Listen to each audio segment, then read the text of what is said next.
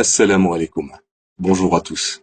Aujourd'hui, je me permets de publier une vidéo sur un sujet qui concerne toute la communauté musulmane. Ce sujet concerne les boissons de la marque Coca-Cola Company. Alors je parle bien évidemment de Coca-Cola, Fanta, Sprite et toutes les autres boissons de la compagnie. Disons-le sans détour, dans le Coca, il y a de l'alcool. Et ce n'est pas une information étendue par un frère qui l'a entendu par un frère, qui l'a entendu d'un cher, qui lui-même la tient d'un autre cher, ami d'un scientifique qui travaille dans une société en étroite collaboration avec la firme Coca-Cola. Non, l'information vient directement du service consommateur de Coca-Cola.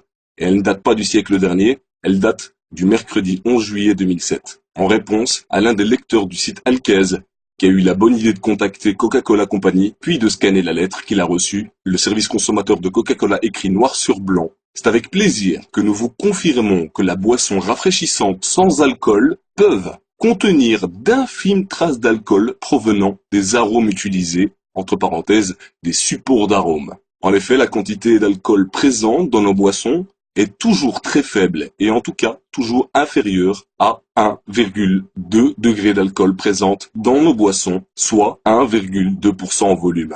Seuil réglementaire pour les boissons sans alcool. Coca-Cola et les boissons de la même marque, Fanta, Sprite, contiennent de l'alcool ou peuvent contenir de l'alcool. Et même si le service client s'efforce de minimiser les choses en parlant de traces infimes, il avance un chiffre qui rend impossible toute objection. La quantité d'alcool peut atteindre 1,2% en volume. Autrement dit, une bouteille de Coca-Cola de 1,5 litre peut contenir jusqu'à 1,8 centilitres d'alcool.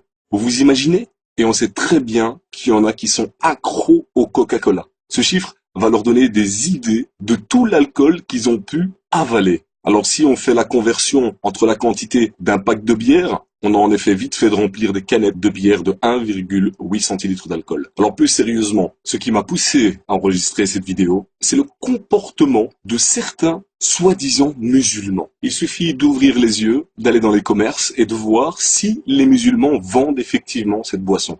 Et comme le disait un ami dans une autre vidéo, quand vous allez au supermarché, ouvrez les yeux, regardez, la communauté musulmane ne boit que du Coca-Cola. Et alors ce qui est le plus important, c'est que quand vous allez dans une mosquée, qu'est-ce qu'on vous sert? Du Fanta et du Coca-Cola au sein de la mosquée.